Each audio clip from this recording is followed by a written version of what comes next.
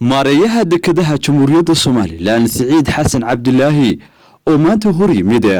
gudida dabagalka iyo ilaalinta hantida qaranka ee golaha wakiilada Soomaaliland ayaa maanta kulan saacad qaatay waxay maareeyaha kaga xog wareysteen waxqabadka iyo sidoo kale waajibaadka shaqo ee ka saaran dekedaha Soomaaliland xubnaha xildhibaanada ee ka kooban gudida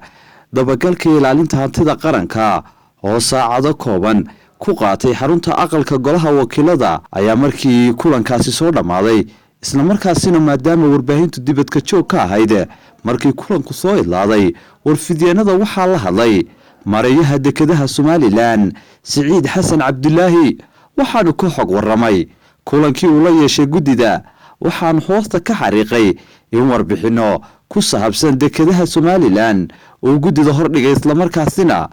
uga xog waramay waajibaadka shaqo ee ka saaran qaranka Jamhuuriyadda Soomaaliland maareeya Siciid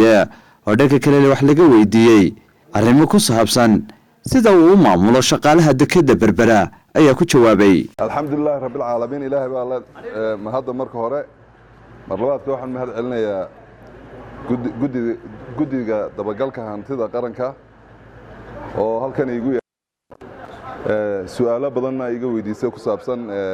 hawl maalmeedka shaqo ee aan gacanta ku hayno run ahaantii muddo ayaan warbixin siinayay iyaguna wixii ay su'aalo qabeen runtii waan uga jawaabay marka waxa ka mid tahay